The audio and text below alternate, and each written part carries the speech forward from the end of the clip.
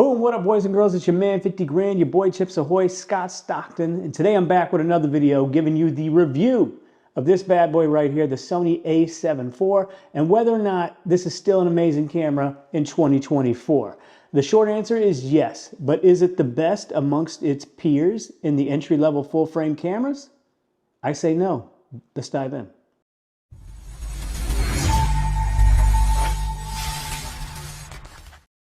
Now, because I'm not a nerd, I don't have this stuff memorized, so we're going to run off the top. We're going to be quick, all right? This camera comes with a Bionz XR processor. That's the same one in the flagship, the A1. This camera has a 33 megapixel BSI sensor. That's a big, beautiful sensor. Love the megapixels. This camera has the newer body similar to the A7R5. It's not the newest, but you got the nice flippy screen. It's weather sealed, all that good stuff. This camera only has 6 frames per second mechanical and electronic, and that is uncompressed RAW. If you're shooting in compressed RAW and JPEG, you can get 10 frames per second, both mechanical and electronic. Okay, let's talk about card slots. This guy has 2 card slots here. You can put the standard SD cards in both if you would like, but in slot 1 you have the option to have a CF Express Type A card if you want more speed, but that is up to you. You just always have to take into mind that the CF Express Type A cards, while they read faster and write faster, and that's a beautiful thing, they're also hella more expensive. All right, let's talk about the screen and the EVF. While the resolution on this thing is better than the A7 III, it's not by much. This being the successor, I would have liked to have had better resolution on the screen. So that being said, sure, you can look at the screen and you can zoom in and pixel peep a little bit, but the resolution on this thing isn't amazing in the EVF and on the screen. I always find that the pictures look a little bit clunkier on the screen, and then when you get home in Lightroom, everything's tack sharp. So let's talk about autofocus. We have 759 focus points on this bad boy. You have amazing, blistering fast autofocus speed. You're not going to be missing shots with this bad boy. It's what Sony's known for. Okay, so let's talk about photography. One thing that this guy has that is added to him from the A7R III is you have real-time tracking of not just humans and animals, but birds as well. So for all you bird watchers out there, all you Tamron shooters, you got one here. The image quality on this bad boy is amazing. You have a beautiful 33 megapixel sensor. I like that sensor size. I know a lot of people say that 24 is a sweet spot. I've been known to say that as well.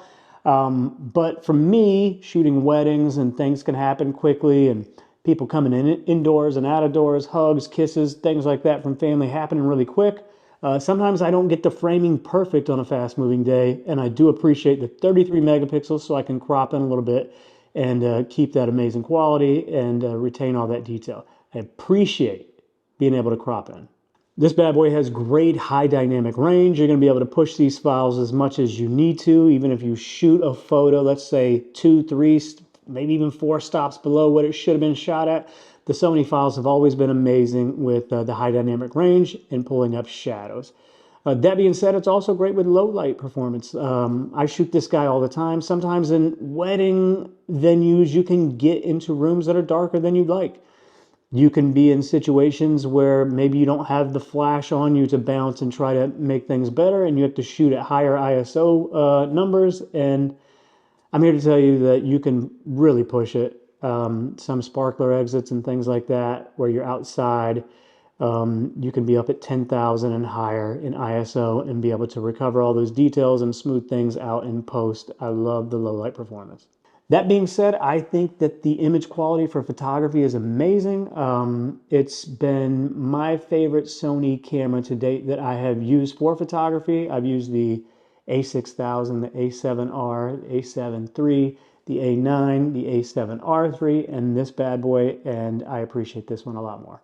With this camera, you can shoot 4K 24 frames per second, 30 frames per second, downsized from 7K. So what that means is that you're going to get an amazing, highly detailed, beautiful image. Now, with this camera, you can shoot at 4K 60 frames per second, which is great, but it comes with an expense of a 1.5 crop. For video, you get to shoot at 10-bit 422, which is great. You got all the different log files, so you can do all your color grading and everything after the fact. I don't do that. I'm also not a professional videographer. I just shoot content and make vlogs and things like that, so I run in standard, and it's perfectly fine for me. What I do like about this camera for videography versus the A7 III, A9, A7R3, and things like that, is that you get the flippy screen. If I'm vlogging and I'm out doing my content and I would need to be able to see myself, I have that option. I love that about this screen. Obviously not as good as the new screens, but it was a definite upgrade from the A7 III and some of the earlier A7 and full frame bodies. That stuff, sure, you can find a better cinema camera, but for a hybrid camera, I think that this bad boy packs in enough video features and qualities in here that make it an excellent option for hybrid shooting. We've already gone over the photo. I think the photography is spectacular. The sensor is amazing. Is it the best photography camera for Sony? No. You probably, you could look at like the A7R5 and get better resolution if that was your thing. Or if you're going for speed, A9s, the A9 III that just came out, the A1, amazing resolution, beautiful quality. But if we're talking hybrid, you're getting a little bit of best of both worlds for photo and video out of a lot of different Sony bodies. So for me, this is the best hybrid camera for Sony. And it kind of comes down to now whether or not I think that this is the best hybrid camera for the entry-level full frame market across all the competitors. And the answer for that, for me, is no. I think that the Canon R6 Mark II is a little bit better. You can shoot 4K 60 on the R6 Mark II with no crop. So for people like myself that didn't want to walk around using ND filters and things like that, to have to keep the frames per second to 24 or 30 with no crop, the R6 Mark II would win that. So I do appreciate that. And the R6 Mark II is great for photography as well. It has the autofocus system of the R3, which is, it's not really their flagship. I guess everybody's waiting for the R1, but it is their most expensive mirrorless camera. And it's got that AF system built into him. So it's just an amazing camera. I will say that I do like that this guy here has a bigger sensor, the 36 megapixels. As I mentioned, I like to crop. But if I had to pick one, I would say the R6 Mark II is the best hybrid out of all of them, with this guy coming in second. Now, that being said, a lot of people might be like, Scott, well then if you're blowing up the R6 Mark II and saying it's great for this, it's better than that, it just edges out this camera, why did you go with the Sony A7IV? The truth is that I went to Canon, and then I came right back to Sony. And the reason for that is things like this guy. This is the Tamron 28-75 G2 lens. I also have the Tamron 35-150. The lens selection that you have with Sony is better than any other camera in the mirrorless market. And the fact that they've always been open to third-party vendors for making the lenses, Tamron, Sigmas, Rokinons, all these different people, you have more lens options. And the options for the Sony lenses is huge, which beats out Canon and Nikon. But then you throw in the mix of the Sigmas, the Tamrons, and Rokinons, and all these other ones, you just have so much more to pick from. You don't have to spend the crazy prices that come with the RF lenses, because that's the only game in town. Canon can charge whatever they want for that. I went back to Sony for the third-party lenses, in particular Tamron. The 35-150 is a game changer. It's the ultimate event covering lens and wedding lens, in my opinion, and that's why I came back. So that being said, amazing camera.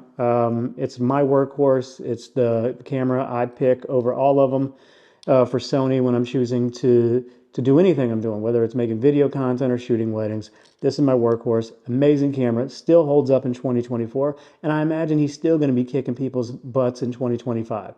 There's no rumors of a successor coming. We don't have an A7IV coming around the corner, according to different sources. So hybrid camera for Sony, this is your guy.